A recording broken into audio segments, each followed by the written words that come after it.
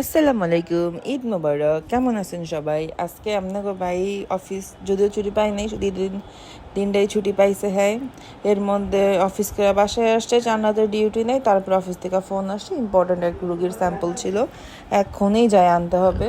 তো 5টা বাজে আমরা রেডি হয়ে গেছিলাম আম্মুর বাসায় স্পট করতে যাব, কিন্তু হঠাৎ ফোন আসাতে আমাদের যাওয়া লেট হয়ে গেছে। আমরা ধলপুর থেকে তাড়াহুড়া করে বের হয়ে চলে গেলাম সোনারগাঁয়ে স্যাম্পল আনার জন্য। ফার্স্টে খুব বিরক্ত লাগতেছিল যে এখন এত দূর যাব, আব্বু আম্মু ওয়েট করতেছে ইফতারের জন্য। তারপর যখন এখানে যাওয়ার পরে রাস্তাঘাটে এত পরিমাণ বাতাস ছিল, এত পরিমাণ ভাল লাগছে, পরে বিরক্ত বোধটা চলে গেছে। দুজন খুব এনজয় করতেছিলাম, অনেক দিন পরে দুজন লং ড্রাইভে বের হয়েছি। যদিও কাজের উসলেটে ঘোরা হয়ে গেছে। এদিকে সূর্য ডুবতেছে, ওদিকে আমাদের এখনও যাওয়াই শুরু মাত্র।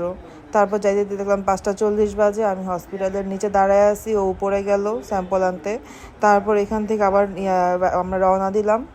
তো প্রায় আজানের সময় হয়ে গেছে। দেখে দেখে পানাম সিটি আমার অনেক পছন্দের একটা জায়গায়, বাট সময়ের জন্য ঢুকতে পারি নাই। এদিকে আমার পানাম সিটি বিদায় দিতেছিল, ওদিকে তাড়াহুড়া করে আবার বাসার উদ্দেশ্যে রওনা দিলাম। তারপরে দিয়ে বের হইয়া যদি আপনার ভাই বলতেছিল সামনে থেকে ইফতার কিনা নাও, যেহেতু রাস্তায় হাইওয়েতে তেমন দোকানপাট পাবা না। তারপর কি আমি একটা ফ্রুটিকা জুস কিনে নিলাম। বেশি কিছু খাই না, ইফতারিতে বাসায় যেয়ে একবারে খাবো। আব্বু আম্মু আমাদের জন্য ওয়েট করতেছে। তারপর বাসায় যে 7টা বাজছে, যাই কোনো রকম এই যে ইফতার করলাম। তেমন কিছু আর খাওয়া হয় না, যেহেতু লেট হয়ে গেছে। এদিকে মামা ওর জন্য পাঞ্জাবি পাঠাইছে, আম্মু আবার ওর পাঞ্জাবিটা দিল। তারপর ওর এখান থেকে বের হয়ে গেলাম তালতলা মার্কেটে। টুকটাক কেনাকাটা ছিল। ভাই সারা মাস মানুষ কি করছে, আমার তো একটা হারায় গেছে দেখে আমি বাধ্য হয়ে গেছি। বাট মানুষ সারা মাস কি করে? এই চান্নাতে এত ভিড় থাকে মার্কেটে, মানে খিলগা লাগা ভাই, পুরা ঈদ, পুরা ফেস্টিভ ভাই। এই মাথা থেকে ওই মাথা মেহেদি লাগাইতে বসছে। আমি মেহেদি লাগানোর সুযোগই পাইলাম না, এত পরিমাণ ভিড় ছিল। তারপর সি ব্লকে পুরোটা লাইটিং করা।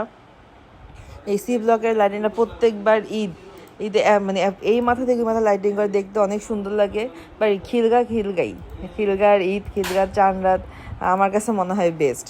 তারপরে আর কি এই লাইটিং এনজয় করতে করতে আপনাদের ভাইয়ের আমি বাসার উদ্দেশ্যে রওনা দিলাম। হঠাৎ করে মাঝ পথে তার জানি কিসের বাইকের কি দরকার ছিল, আমি আর এগুলো কিছু জানি না। তারপর ও দোকানে গেল, আমি এদিকে একটু চা খাইলাম। তো বাসায় চলে আসছি। আল্লাহ হাফেজ।